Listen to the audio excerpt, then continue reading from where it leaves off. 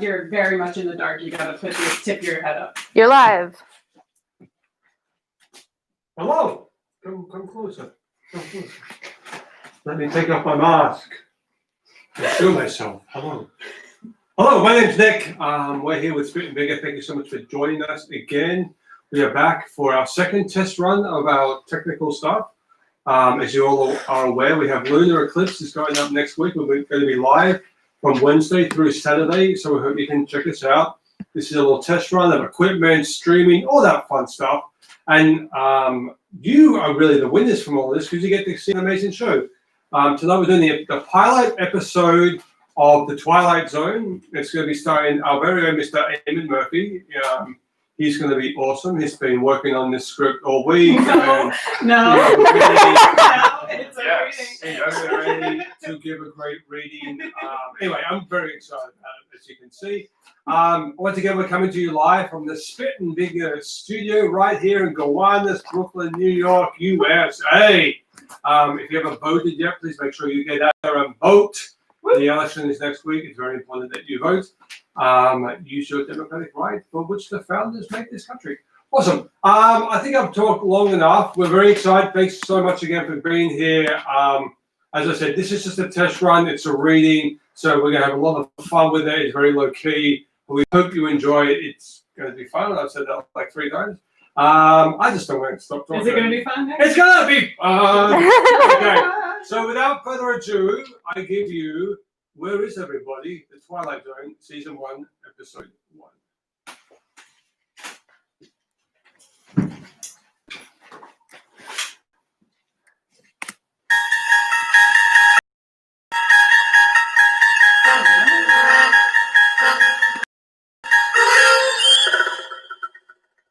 You're traveling through another dimension.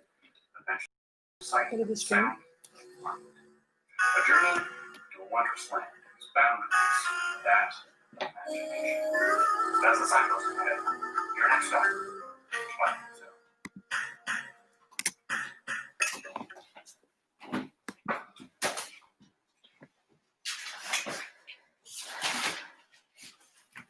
The Twilight Zone, Episode 101, Where Is Everybody?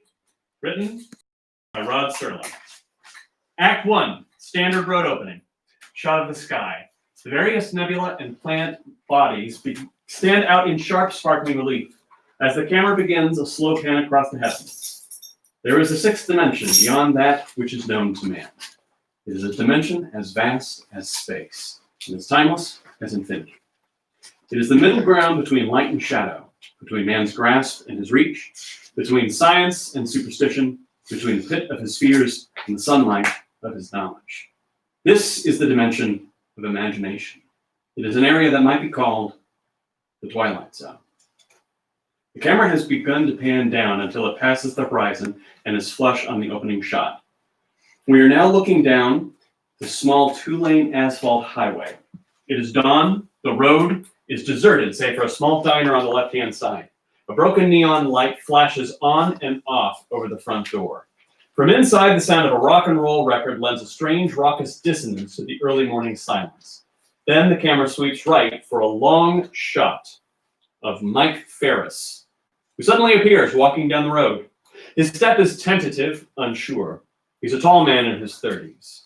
His dress is nondescript, his only identifiable garment being army pants.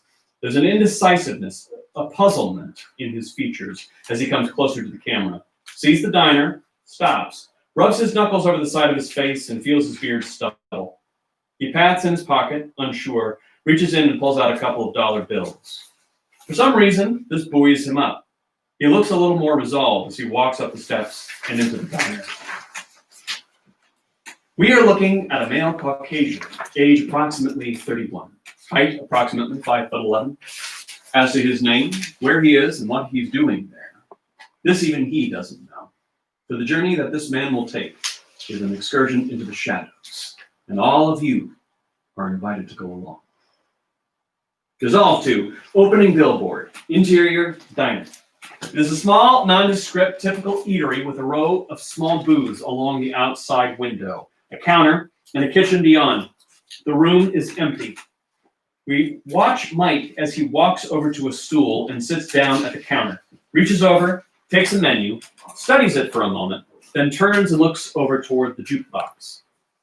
We are medium close shot of the jukebox, which is garish, multicolored, still blaring out the music. Mike looks around the room. He turns on his stool to look toward the opening to the kitchen. Through the glass, we can see a row of 6 or 7 pies baking and almost fully brown. Mike calls out. This thing loud enough for you to hear out here? I mean, can you hear it all right? He grins wryly, waits momentarily for an answer that never comes, turns and looks again at the jukebox. He rises, gets off his stool, goes over to the jukebox, looks all around it, pushes it away from the wall a few inches, reaches back, fiddles with a knob. The music goes much lower. Then, satisfied, he pushes the machine back against the wall and goes back over to the counter. Kind of early for that kind of music, isn't it? Silence. Notice there's a town just up the road. What's the name of it? Again, silence. Mike puts the menu down, peers through the little opening to the kitchen. Inside the kitchen, a small room with a couple of stoves, etc. He goes over to the stove, turns down the oven, and looks around the room. He goes over to a back door, tries it, and it swings open. He steps back as it creaks open and reveals the diner's backyard. Hey! You got a customer out front? Hey! Customer here? Still no answer. Mike turns, retraces his steps to the lunch counter. Mike still shows no real emotion beyond a puzzlement. He's neither frightened nor concerned as yet. Again, he picks up the menu and studies it. He talks out loud now. I think ham and eggs. Eggs up in salt. Hash browns. Coffee. Black. Customer! Cash customer out front. Ham and eggs. Hash browns. Coffee. Black. He stands there by the open swinging doors, staring into the empty kitchen. His eyes dart about now, and for the first time, we see something beyond puzzlement on his features.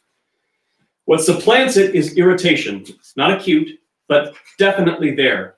He reaches into his shirt pocket and takes out a crumpled pack of cigarettes, goes back to the lunch counter.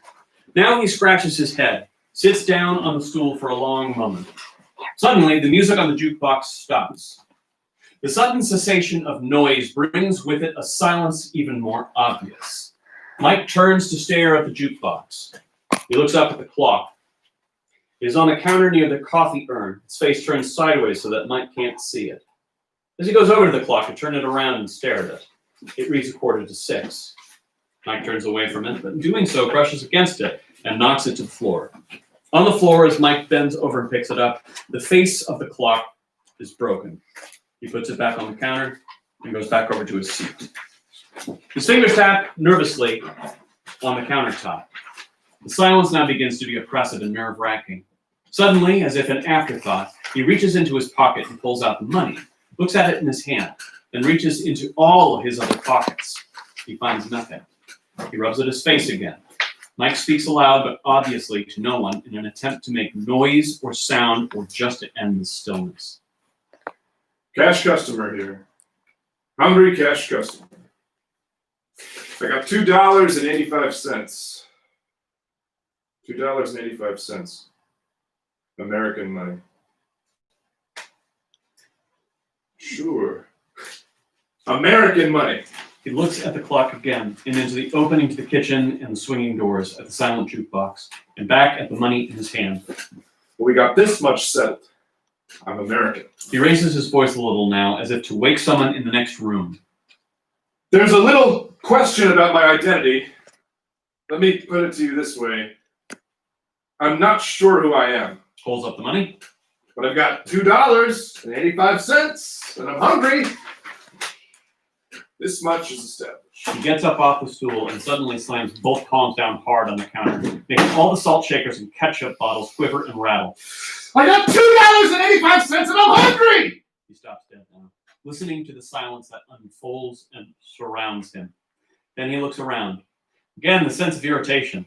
He takes a drag on his cigarette, then butts it out, rises, goes to the front door, and stares out. The long road outside leads away from the lunch counter without a sign of traffic, people, or anything. He whirls around to look back into the lunchroom. I'm gonna wake up in a minute. I know I'm gonna wake up. I wish there'd be a noise or something to wake me up. He suddenly sticks 2 fingers in his mouth and whistles, listens for a moment, then whistles again, kind of grinning to himself. A little noise, please. And now, singing at the top of his voice. Yes, sir. That's my baby. No, sir. I don't mean maybe. That's my baby now. He laughs sheepishly, listens for a moment to the silence, then he turns and goes back to the lunch counter. Mike sits down, buries his face in his hands, rubbing his eyes, massaging his temples as if trying to force out his fingers some connective link, some reassurance of existence, some knowledge of where he is and what he's doing. Once again, he looks around the room, taking in the shots of the coffee urn, the menus, the salt and pepper shakers, all the simple, commonplace, terribly normal adjuncts to what should be a normal scene, but somehow isn't. He rises now, looks around again, then walks to the door. We close shot up on an open sign on the door. As he slowly reaches down and turns the sign over to read closed. Then he walks out. Exterior town street. It's still early morning, and what we're looking at is the main drag of a small town, flanked by stores, a courthouse, a post office, etc. The most singularly overwhelming feature of this is the complete absence of motion, all noise. As he walks down the sidewalk, looking from one side of the street to the other, past stores, Mike keeps going by them. Drugstore, grocery, soda, bar. Most of the doors are open and there are lights on inside, but there are no people. There's an odd, indefinable feeling that permeates the scene, a sense of activity, and yet coming with no players, and no people, as if it was a place full of motion and movement, suddenly stripped of the people performing it. Long shot down the street, from Mike's point of view.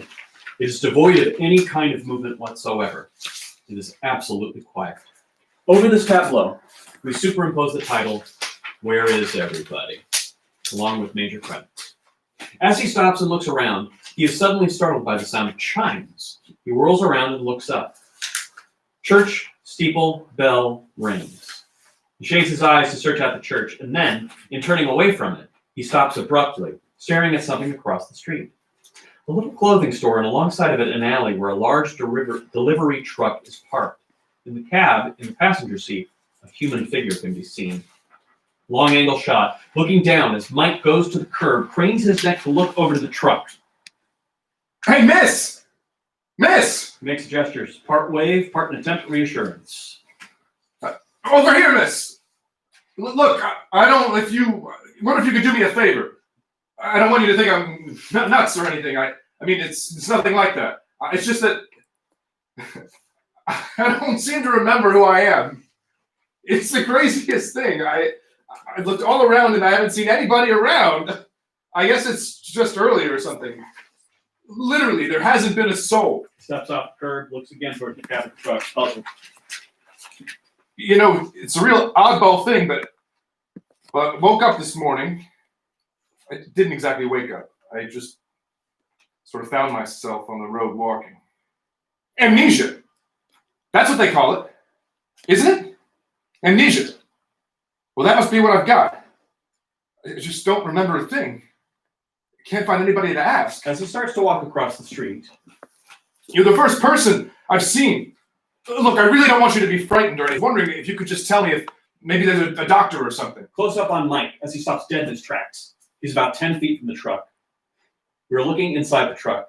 The female figure is outlined in the passenger seat, but very much in the shadows. We turn back to Mike as he gets close to the cab. Put a shot of the profile female head.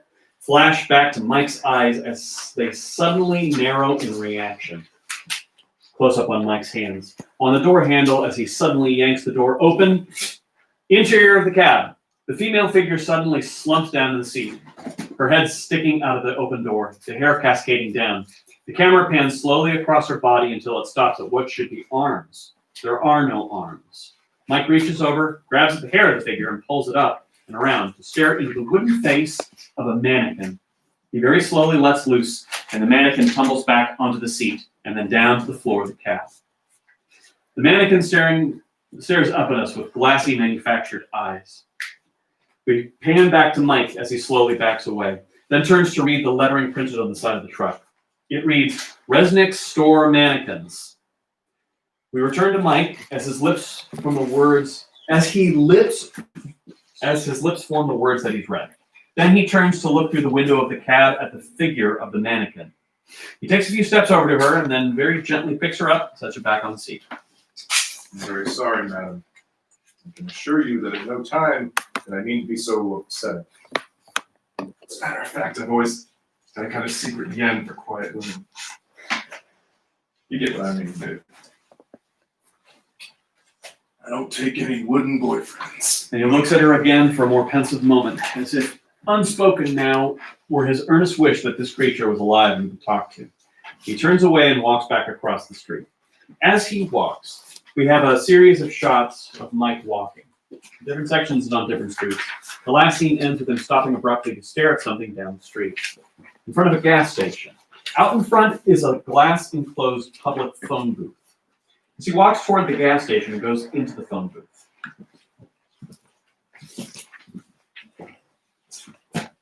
Look, I wonder if anyone there could tell me. He stops abruptly, grins, shakes his head, slaps at the side of his head with an open palm, fishes in his pocket and takes out a coin, deposits it in the phone, then dials the operator.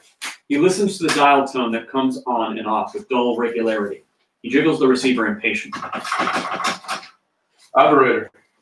Operator, will you listen to me? He pounds on the phone and then just indiscriminately dials a bunch of numbers. He's about to throw down the phone in disgust when suddenly at the other end of the line he hears a dial tone ringing. He very slowly and very gratefully picks up the phone now and hears a voice filtered at the other end. This is the special operator. The number you have reached is not a working number. Please make sure you have the right number and are dialing it correctly. Mike shouts into the phone. Is everybody asleep over there? What kind of operation do you people run? Then she repeats all she's just said as Mike listens to her, excited beyond words that he has found someone alive. When she finishes repeating the message, he grabs the phone and is about to speak when suddenly he hears the operator's voice again. This is a recording. There is a certain suggestion of tenseness that suddenly shows on Mike's face. This is a special operator. The number you have reached is not a working number. Please make sure you have the right number and are dialing it correctly. A recording? Operator, look! All I want to know is where I am. I just want to know the name of this place. Then he slowly lets the receiver loose and lets it hang down from the phone box. Mike's hand touches and then grasps a telephone book, a thin one that he grabs and looks at hungrily. On it is written Oakwood. He rips open the cover, looks down at the first page. Hey, Abel, Ackerman, Adams, Allenby, Arnold. All right, boys, where are you? Where do you all live? Just in this book here? Baker, Belden, Biltmore, Botsford. Well, look, gang, who's watching the store? He suddenly turns to look at the street. Who's watching any of the stores? He lets loose of the phone book now, lets it fall to the floor, stands there motionless for a moment, deep in thought. Then he automatically reaches for the door handle, turns it, and pushes. Nothing happens. He tries again, and it remains locked. He waits a moment, then puts all his weight against it. It does not yield. It is more than irritation that we see on Mike's face now. There's the first suggestion of a real concern. He looks around his strange glass prison. All right. Who's the wise guy? Who locked the door? He tries the door again. It's a great gag. He pounds again and then suddenly stops and looks all around. From inside the phone booth, the camera moves all the way around the glass, almost in a 360-degree pan. Mike laughs softly, shakes his head. Trapped in a phone booth. Trapped in a glass phone booth. Like a goldfish. Well, here I am. You got me. Everybody come see. I'm right here on display. In the phone booth, as once again he starts to pound on the glass. How about a hand, somebody? A little assistance? How about it? This is an absolutely hysterical town, and I'm growing very fond of it, but I'd appreciate He it. stops abruptly. We close up on Mike's face as he stares at something through the glass. We see a cigar, half smoked and still burning, lying on the sidewalk just outside the booth. Looking into Mike's face through the glass, for the very first time, there's a look of incipient fear. Look, whoever's out there, this isn't funny anymore. You understand? I don't like this jazz. It's getting dull. Look, I know I can be heard. I know somebody's watching me. Immediately after he said this, he realizes he has suddenly given voice to his fear. He's labeled what is beginning to bother him. Simply a sense of being watched. He suddenly bends down, picks up the phone book, flings it against the glass of the door. The glass disintegrates. Mike sticks his hand through, opens the door from the outside, and kicks at it with his foot. It springs open and halfway off its hinges as he goes out into the street. Then he looks down at his hand. It's cut. A rivulet of blood runs down through his fingers. He feels for a handkerchief, takes it, and wraps it around his hand. He squeezes it a couple of times, trying to get more blood to flow. Then he starts down the street again. Long shot of the street, Mike's point of view. Once again, the sense of emptiness and loneliness and that bizarre quality of activity with no actors. Mike continues down the street. He pauses in front of a building and looks up. We read the sign, which reads, Police Station. He walks up the steps and into the building. The interior of the police station. There's a small anteroom with an open, barred door, which leads to a corridor lined with cells. As he enters and looks around, there's a police sergeant's desk, files, pictures of wanted men on the wall. A type machine hums in the corner. Mike goes to look at it all. The light over it is on, but nothing is being written. He whirls around and stares toward the sergeant's desk. Goes behind it, picks up a microphone, fingers it for a moment, and then talks into it. Calling all cars. Calling all cars. Unknown man walking around police station. Suspicious looking character. Probably wanted by the FBI. Then he stops, looks at the mic, chuckles softly for a moment, and then stops abruptly, smile gone. He flings the microphone away from him and looks slowly around the room. Wish I could shake that feeling. A crazy feeling of being watched. Listened to. He stares toward the cell doors, then begins to walk slowly toward them. As he stands in the middle of the next room, looking from empty cell to empty cell, Mike whirls around at a bubbling sound. There, on a hot plate, is a pot of coffee perking. Behind him, we see the barred door leading to the anteroom beginning to close. Mike's eyes look wild, as if subconsciously he realizes he's in danger. He whirls around to see the cell door closing, and then, with a shout, throws himself against it, pushing it away before it locks. He seems to hang on to it now, breathing deeply. All right. Time to wake up. Time to wake up now. He whirls around, his face distorted, close up against the camera. He shouts, Time to wake up! He stumbles through the anteroom and then back to the street. Outside in the street, looking down at Mike as he stands in the middle of the empty street, the stores around him are quiet. He suddenly screams, Where is everybody? Where is everybody? Fade to black. End of Act 1. Act 2. We fade in on a film clip. Hot, high afternoon sun. Shimmering in a sea of heat waves. The camera sweeps down until it is level with the street, and we have a long shot of Mike Ferris. He sits on a curb, staring dully and numbly across at nothing. The church steeple clock sounds 2. He looks up, listens to it, but is no longer shocked by it. He just lets the sound of the chimes play along the edges of his consciousness without really being aware of them. Now he rises and walks slowly, methodically, without much apparent purpose across the street. He looks up to see a sign reading drugstore. He enters. Inside the drugstore, it is light and cheerful. On the left-hand side is the soda bar with a big mirror, behind it full of stickers advertising various concoctions, soft drinks, ice cream, sandwiches. Mike, as he enters, pauses by the cigarette and candy counter. He looks through the glass for a long moment, then reaches behind and takes out a couple of cigars. He unwraps one, sticks it in his mouth, lights it, takes a couple of draws, butts it out, reaches in another box, takes one of those, then looks in the box. 2 for $1. That's more like it. I always like an expensive cigar. Then he turns with a smile and says to nobody. How about you guys? Any of you want a cigar? Series of empty booths. We close up on Mike as he gets up on a stool. I'll take a chocolate soda with chocolate ice cream. starts to laugh. The laugh is checked almost immediately as he sees his reflection in the mirror behind the counter. His fingers run exploringly across his face, taking in the beard stubble, the hollowness beneath the eyes, the strange, haunted, frightened look that is obvious there. He looks at himself again for a long moment. You'll forgive me, old pal, that I don't recollect the name. The face seems vaguely familiar, but it's the name that escapes me. I'll tell you what my problem is.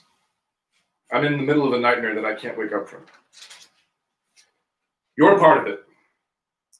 You and the ice cream and the cigar. That police station and the phone booth, that little mannequin, this whole bloody town, wherever it is. Whatever it is. I just remembered something. Scrooge said it. You remember Scrooge, old buddy? Ebenezer Scrooge? It's what he said to the ghost, Jacob Marley.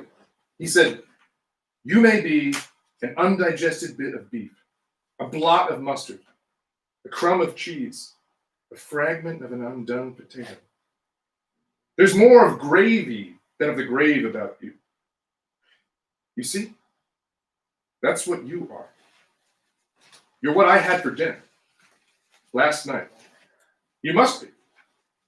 But now I'd like to wake up. I've had it. I'd like to wake up now. And if I can't wake up, at least I'd like to... I'd like to find somebody to talk to." He rises now and goes behind the counter.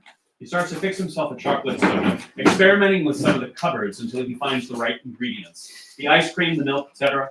Then he mixes himself a soda. Tall, frosty, delicious. He starts to sip it with a straw as he walks around the drugstore. He stops by a poster of a high school football schedule. We read the cardboard sign, and it says, Oakwood High School, 1958 schedule. A list of teams and dates to be played appears below. Mike takes it in one hand and reads it as he sips the soda. The normality of it suddenly points out the incongruity of what he's living through. He puts the poster back on the counter, shaking his head, staring at it. I must be a very imaginative guy. Very imaginative. Nobody in the whole world can have a dream as complete as mine. Right down to the last detail. He taps the poster. Right down to the last detail. He turns, stares across at a big magazine rack near the front window of the store. Crosses over to it, stares down at some of the magazines, then kneels down, interested. He begins to trace the dates on each one of the magazines. The majority of them say October 1958, and his mouth forms that phrase, October 1958. Then he bites his lips, shakes his head again, rises, looks down at the group of comic books, each with a lurid title having to do with horror themes, spook themes, etc. He suddenly stops and looks down at one, the cover of which is peeping out from behind the others, and whose title is visible. He reaches down and pulls it out just a few inches farther so that he can read the entire title. The title, The Last Man on Earth. He picks it up and stares at the cover, then flings it down on the floor. He turns rapidly away and heads back to the counter where he puts the soda down. He is suddenly gripped by another spasm of such utter loneliness that it forces him out onto the street. The camera follows him out of the store. As he gets out on the street, he suddenly shouts, shrilly, illogically, Hey! Hey, anybody! Anybody hear me? Anybody hear me? He almost lurches to the other side of the street where he buries his face against the window of a building. When his head goes back, he sees the letters, U.S. Post Office, and he starts to laugh again. Any mail for me? Anybody write me a letter? I don't know what my name is, but maybe you can tell me in there, huh? Will you tell me what my name is? He pounds his fist against the glass and then suddenly has to stifle what obviously is a sob as he begins to give into the loneliness and to the unknown and to the pulsating, gnawing fear that envelops him. Then he turns away from the window, struggling for composure. He looks at something across the street. The camera sweeps wide until it stops on a building with a sign reading City Bank. As he gets up off the bench, he walks across the street and into the bank. Inside the bank, he walks past all the tellers' cages. He stops at the end of the line, presses his face against the bars. We have a close shot now of row after row of stacked bills. I'd like to borrow about $800,000. How about it? Thanks. I think that's generous of you. I think that's really generous. He pulls the bars up, reaches in, and takes 2 packages of money. Then he starts to retrace his steps towards the front door. He's about to leave when he looks towards the first teller's window. We see a shot of coins on top of the counter. Mike takes some of the bills that he's crammed into his shirt pocket, throws them away. Gotta make room for some silver. He goes behind the teller's window and starts to cram rolls of coins into his pockets. Then suddenly his eyes look wild again as he looks up, his eyes scanning the room. And again, illogically, the same mixture of wisdom and paranoia. Somebody watching me? He goes out in front of the teller's cages again and looks around. Somebody watching me? He looks up toward the ceiling and around as if expecting to see someone. Crazy feeling. Crazy oddball feeling. Like I knew someone was watching. Then his eyes narrow again in an awareness of danger. Watching me. And trying to button me up someplace. Trying to trap me. He looks around wildly again. Close shot of his legs. As he starts to run toward the door, he trips over some sort of a lever close to the teller's cage. On the wall, the alarm begins to ring. We have a long shot looking down at Mike as he stops by the front door and whirls around as the loud, dissonant clanging pierces the quiet. Then he whirls around and tries the front door again. It's locked. Series of flash shots. We have the bell, teller's cage, locked door, Mike's hand. As he races toward the alarm on the wall, he grabs the wires that extend from it and suddenly yanks on them, pulling them apart. The bell abruptly stops. Then he whirls around and stares at the front door. It is now ajar. As he goes back toward the teller's cage, he grabs the coins and bills, crams them back into his pocket. He walks toward the open door, then out onto the street again, leaving a trail of silver and bills behind him. He sits down on the curb, unwraps the handkerchief from around his hand, wipes his face with it. He reaches into his pocket, takes out a crumpled fistful of bills, takes one out, grins at it, takes out the remnant of a cigar, sticks the cigar in his mouth, takes the bill, lights it. Here's something I've always wanted to do. Always wanted to do this. Takes the lit bill and lights the cigar with it. Then he lets loose of the burning bill and watches it flutter to the ground and disappear in ashes. Mike watches it burn, and then slowly his face looks tired, hopeless. Big deal. So what? Big deal. He lets his head hang. We dissolve to the town square at night. We have a close shot of a street lamp as it suddenly goes on. The camera then pans down to Mike, on a bench now, looking up toward the light. Then he turns to look toward the street, flanking the square. The lights have gone on in front of all the stores and in the windows. Mike reacts to this. We have a long shot of a theater marquee as the lights go on around it. And then we go back to Mike. He walks across the street, stops by the ticket window, and then almost dreamlike speaks.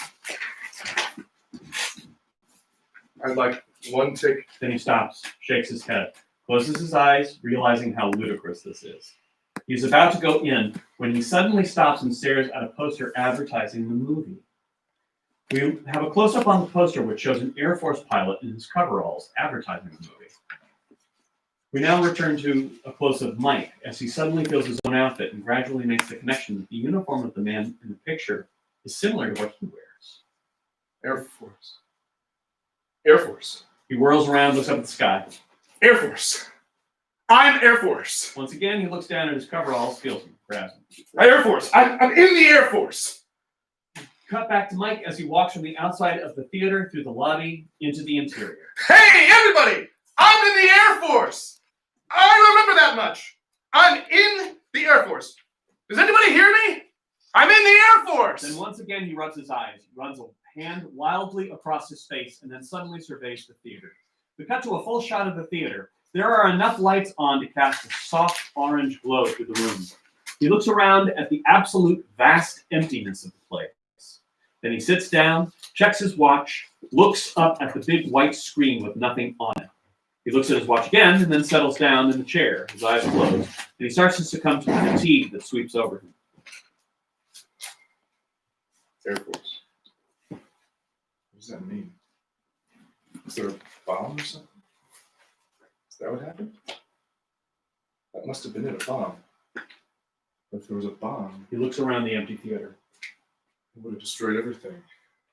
And nothing is destroyed. Suddenly, he is aware of the lights lowering, He starts, and his eyes open wide in time to see the last of the lights go down.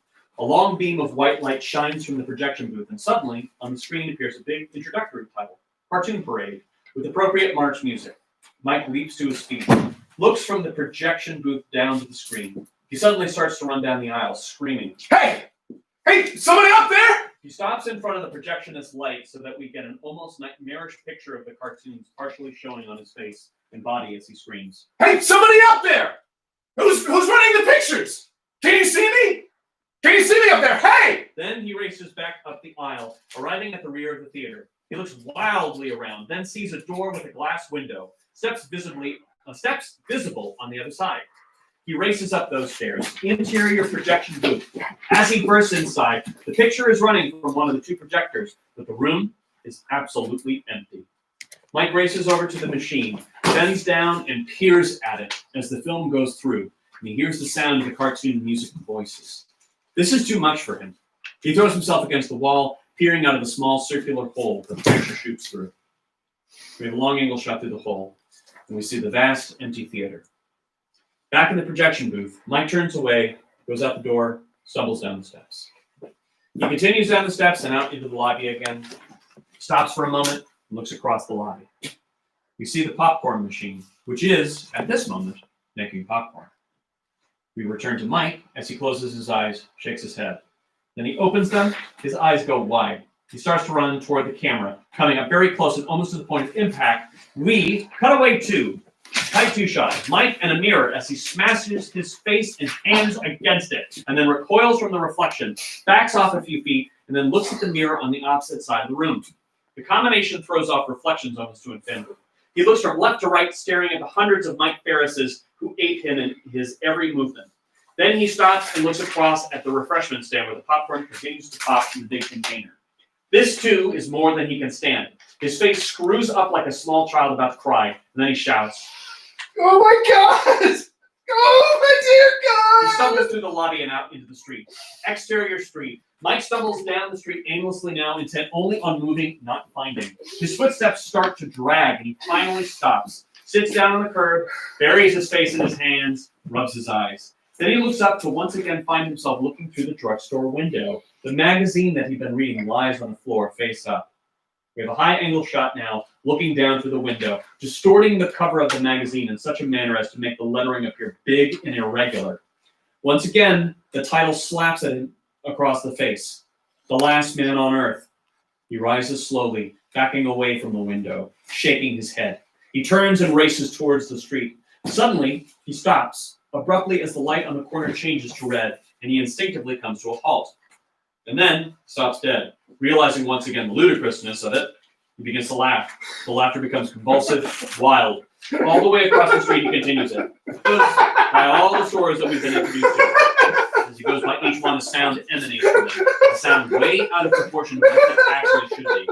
When he passes the pool hall, we hear the Mammoth Bowling Alley sound echoing from it. From in front of the theater comes a cacophony of music and laughter. From the drugstore, there is a fizzling, bubbling sound of drinks. From the record store, the dissonant, blaring sound of music. As each noise joins in, it becomes mumbled and part of a big morass of noise.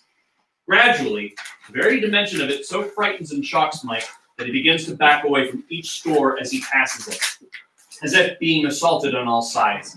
He stumbles against the street post, whirls around, frightened, stares at it, and then suddenly, almost supplicantly, throws his arms around it, buries his face against it. He starts to sob. Won't somebody help me? Won't somebody please help me? Then his sobs subside and he stands there, breathing deeply. His eyes slowly open. Sweat stands out on his features. He looks haggard, desperate, close to cracking. The noise, somehow for no apparent reason, suddenly stops. And there's a deep, dead, all-pervading silence again. Mike's eyes travel up the coast, stare toward the sky. He squints against the sun. Who's watching me? Who's looking at me? Who's looking at me? He looks down toward the street. We have a long shot of the street. Mike moves to the middle of the road again, still looking up toward the sky, and then, as if suddenly seeing an adversary, begins to run. We have a close shot of the store window. As Mike backs into it, trying to get inside, reaching for the door and missing, He then slams his face against the front pane. We have a close shot of Mike's face and eyes looking from inside the store outside toward him. His eyes go wide and he starts to scream. Close shot over Mike's shoulder and a huge eye looking at him. Medium shot of Mike as he starts to run away from the store again. The camera takes in a shot of an optometrist sign with a huge eye that Mike had seen. As he runs back toward the post, he grabs it and holds on tight. Then he looks down. His hands have touched a button, and he looks down at it. We have a tight close shot of a button with a sign over it, push to turn green. As Mike looks away toward the light, we have a close shot of the light. And then suddenly Mike slams the palm of his hand against the button and punches it over and over again. Somebody help me! Help me! Help me! As it flashes from red to green, from green to red, from red to green over and over again. He keeps pushing the button, his voice sobbing, screeching, plaintive, frightened. Somebody help me! Please! Please! Help me! We dissolve to an out of focus on his hand, and then a close shot of in focus on his hand. Mike is pushing a button on an instrument panel. The camera dollies away until both the back of the panel and Mike's face are on a small television screen. We have a long shot angle down a line of officers in a viewing room as they intently watch the screen. We hear Mike's voice as it coincides with a red light that flashes brilliantly on and off over the viewing screen. Please! Please help me! Help me! A general, obviously in command, turns to his aide on his right. Clock him! Get him out of here, quick! Officer 2 reaches over for a hand mic, pushes the button. Release the subject on the double. Interior, large hangar-like room. In the center of it, illuminated by a couple of spots in an otherwise dark room, is a small hermetically sealed metal box about 6 by 5 feet and about 5 feet high. The sliding panel is pushed back. Several Air Force men reach down and start unstrapping Mike and then carefully lift him through the hole. A white-clad medical officer begins to remove electrodes that have been taped to his body at various points. By this time, Mike has stopped speaking. His eyes are half closed. He breathes deeply and irregularly, slumps forward in his seat. We have a close shot of his right fist, smashed against the instrument panel. Extremely tight close-up of that fist. And the broken glass covering a clock on the panel, which reads 6:15. Medium shot of a group of Air Force men as they remove him. Be careful. He's cut his hand on that clock glass there. Long shot general and staff.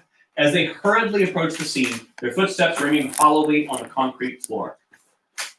He's all right, sir. Delusions of some sort. I guess that's it. He's coming out of it now. Fine. You get all your data recorded. Yes, sir. Every bit of it. Did you get him clocked? Yes, sir. 484 hours, 36 minutes. Good. I'd like to get a look at all the data when they're compiled. I'd like the reaction chart on them too. The press, sir? He points toward the opposite side of the room. We have a long shot of 3 or 4 members of the press as they stand waiting expectantly. Group shot of the general and the others. When they're on it, they don't mind. I want to talk to Ferris. Yes, sir. He motions toward the press and beckons them over as the general, the medical officers, and the others start walking in the opposite direction toward Mike Ferris, who lies on a stretcher at the very far and opposite end of the room. As they join him and start to walk across the room toward Ferris. You consider it a success, sir? Very much so. He's been alone in that box for something in the neighborhood of 484 hours, which is roughly equivalent to a trip to the moon, several orbits, and then back. And this, then, was a simulated trip to the moon. Is that right, General? For all intents and purposes. What about the wires attached to him? Electrodes. All of his reactions have been charted and graphed. Respiration, heart action, blood pressure. At this moment, they reach a point some 10 feet away from where Mike Ferris lies on a stretcher, attended by a couple of medics. Their voices become low. What happened to him toward the end, just before he pushed that button, whatever it is? What happened to him is that he cracked. We assume delusions of some sort, but I'll tell you something, gentlemen. You spend 2.5 weeks all by your lonesome in a 5-foot square box without ever being able to hear a human voice other than your own. I'll give you especially good odds that your imagination would run away with you too, just as his obviously did. One of the medics looks up, motions the general over. The general takes a few steps until he's very close to Mike. How do you feel, son?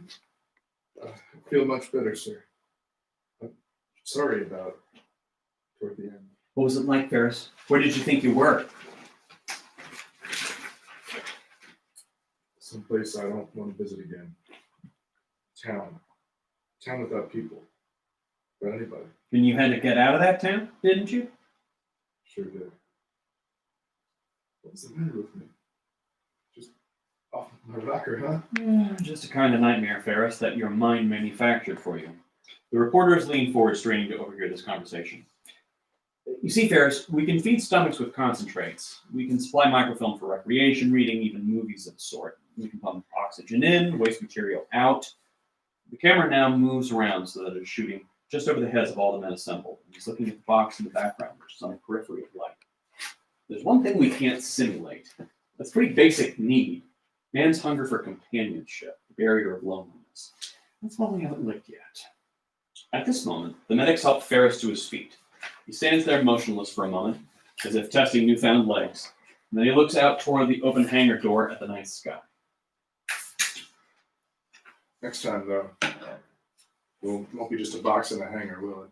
The general, going to his side and looking out toward the night sky with him. Mike, next time you'll really be alone. There's a long, thoughtful silence as Mike takes a few steps toward the hangar door. He pauses for a moment near the box. The side has been removed so that he's staring directly into the control panel where the broken clock can be seen reading 6:15. Close shot of Mike as he reacts. We have a close-up in the cockpit as the camera pans over the broken clock, microphone which hangs by the cord, small microfilm apparatus, etc. Close-up of Mike as he looks away and then continues to walk over to the hangar door.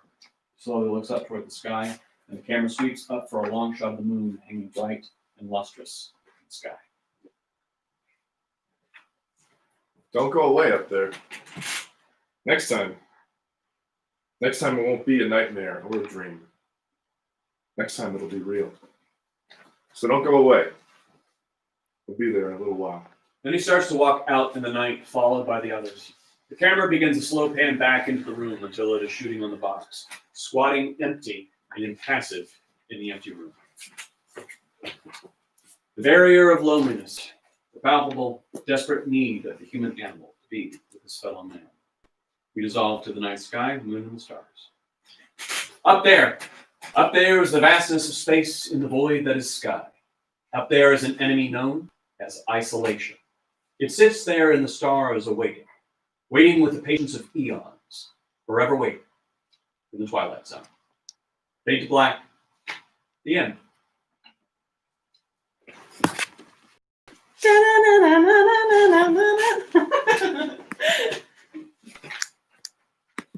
Guys, thank you so much. Are we still filming? Yeah. Thank you so much.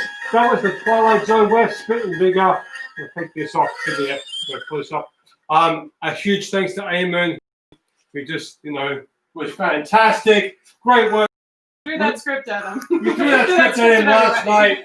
He did an amazing job, guys. We'll see you next week for Lunar Eclipse. Please make sure you buy your tickets on sale now. An event combo, you can get them at spit&vigor.com, our website.